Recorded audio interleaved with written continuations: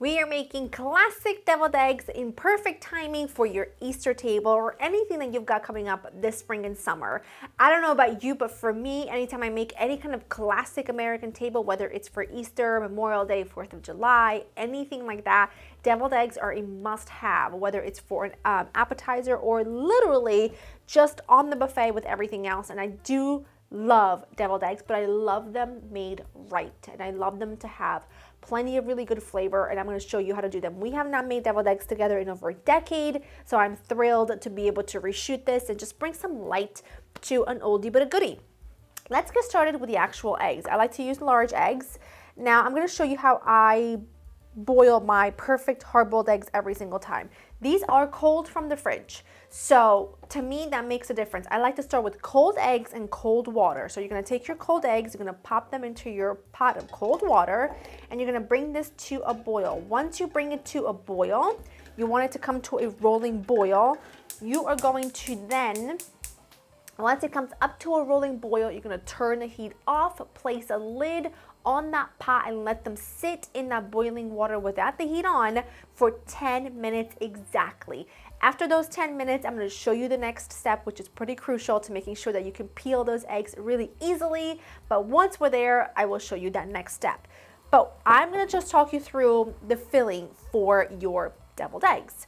I like a really classic filling. I don't like a really fancy filling because I think deviled eggs just need to have mayo, mustard, a little acidity, a little herb action, just a little teeny tiny bit of spice, and I'm going to show you what my favorites are. So in here what I've got is some full fat mayo, a little yellow mustard, or you could also use Dijon. This is some dill pickle relish. I like dill, but you can also use a sweet. And then in terms of acid, you can do one or two things. You can do a little bit of the pickle relish brine, which is what I prefer, or a splash of either red wine or apple cider vinegar. And that's your creamy mixture. To this, I like to add granulated garlic and onion and some celery salt. Celery salt to me is absolutely a must-have, an absolute must-have. If you don't have celery salt, what you can do instead is you can take a stalk of celery, grate it really, really fine, and then just squeeze out any excess like water and add it to this. To me, that's a little bit messy. I'm not really willing to go through all of that when I can just use a pinch of celery salt. And then I'm going to use a little bit of dill. So I'm going to use a little bit of dill in the mixture and a little bit of dill when I serve it. You're going to eat about a teaspoon of chopped, very, very finely chopped dill. And I'm going to add it right to my mayo mixture along with a really small pinch of salt. I'm going to mix it all together. And then I'm just going to set it aside until my eggs are ready, which, like I said, it's going to take about 15-ish minutes. And I'll explain to you why when we get there. But this is your creamy mixture. Taste it at this point. If you want more vinegar, add something, a bit more vinegar. If you want more salt, add more salt. If you want more spice, add more spice. That's perfect. That is literally perfect. I'm going to set that aside, and when the eggs are ready, I'll show you the next step. All right, they've been sitting for exactly 10 minutes. Remember, they came up to a rolling boil. Now, this is a key point here that I like to do. Take your hot eggs, do that, plunge them into cold water. And what that does is that it allows that ice water to get between the shell and the egg, and it helps peel them a lot easier. And you're just gonna ensure perfect eggs every single time. And I love them. We love hard-boiled eggs in this house, so trust me, I make a lot of them. Now you're just gonna let them sit in there until they cool. You want them to cool completely. And this is also a step that you can make in advance. You can make this the night before and just leave the hard-boiled eggs like in the fridge and then assemble them before you are ready to eat them. So I'm gonna let them sit in there for like a solid 15 minutes or so, or until they are completely cooled. And then we're gonna basically pull the whole thing together, which is really easy, but it is so good. You gotta just make really good, easy deviled eggs that everybody loves. I even make these for Thanksgiving because my niece and my nephews love them. My in-laws love them. So they are a tried and true. My eggs have been sitting for about 15 minutes. Get that shell release. I like to keep my bowl close to me because I'm going to show you. I like to get my hand wet. And here we go. Once you get it going, you get them peeled really easily. Sometimes it's nice to like re-wet your hand, And sometimes it's a little easier than others, but this should not cause your eggs to break or anything like that. See? There are lots of hacks on the internet about how to cook the perfect egg, how to put it in a container and shake it around. But listen, I'm too old and I have no patience, clearly. I almost broke that one. This just happens to be the best method for me. And just keep, like I said, that bowl of water. It keeps all the shells. They sink to the bottom of the water, and it's just easy. And the eggs are perfectly cooked every single time. I don't like a real powdery egg. You know what I'm talking about when it's overcooked.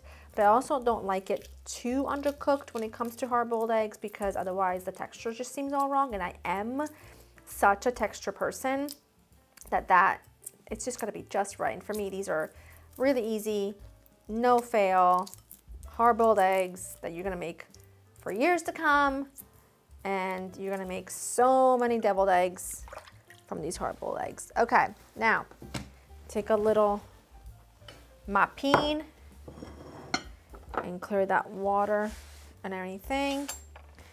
Okay, and now you're gonna bring it close to you, and you're just gonna cut them in half lengthwise.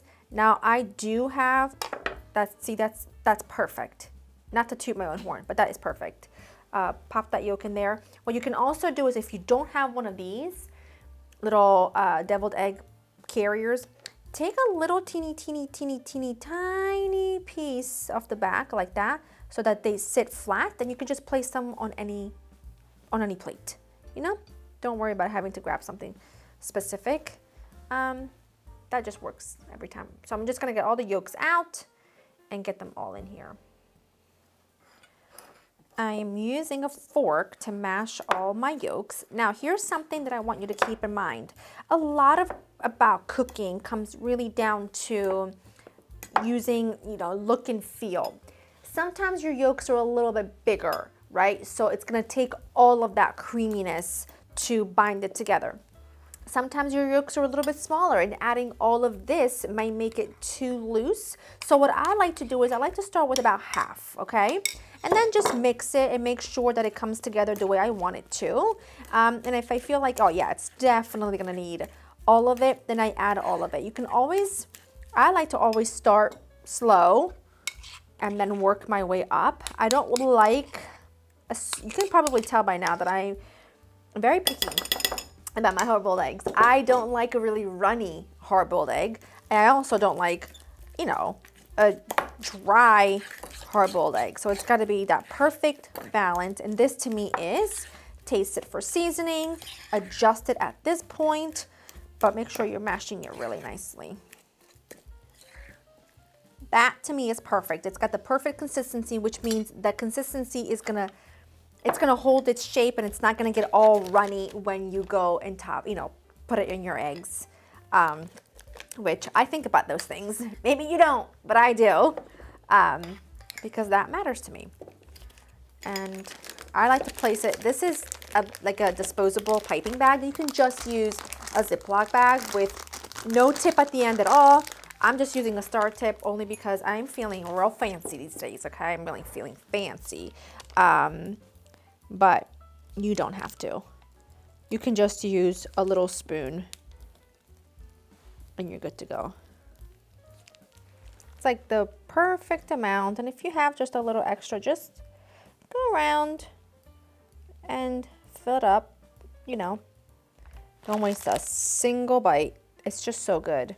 It's like that perfect mixture of like tart and salty and yummy. Now, how you top your deviled eggs, it's totally up to you. A little sprinkle of paprika would do great. But have you ever topped them with like little slivers of mini little gherkins and just a little bit of dill and a little bit of paprika? Because trust you me, it's incredible. And also, if it's Easter, for me anyway, I do like to go the extra mile of making it look special, because trust me, listen, I don't do anything complicated, okay? And this is hardly complicated, but it does feel special. sometimes I like things to feel special, especially if I can do that in the simplest way possible by adding like a little piece of baby pickle. A little dusting of paprika just brings everything to life. And tell me those are just not so adorable. I know that you love them. I know that you will love them. I also wanted to thank you so much for those of you that came out to see me on my book tour. This is the first video I'm posting since my book launch, since my book tour. So many of you came to visit, and it means the absolute world to me. When I've never done anything like it before, and when I imagined what you guys would be like, this exceeded any expectation I ever had, because I feel like we are one. I feel like we are the same, and you guys have been here since the very beginning, which means the world to me. And I just wanted to say thank you for supporting me. Buy the book if you haven't. It ships literally in a day or two now. It's linked in the description box below. It really is such a love letter to my authentic Italian cooking that I grew up with, and my nonna, and it's pretty magical. So if you haven't gotten your copy yet, please do. Thank you for coming. Make some deviled eggs. I'm gonna pop this one back because honestly, they are so perfect. Look at them.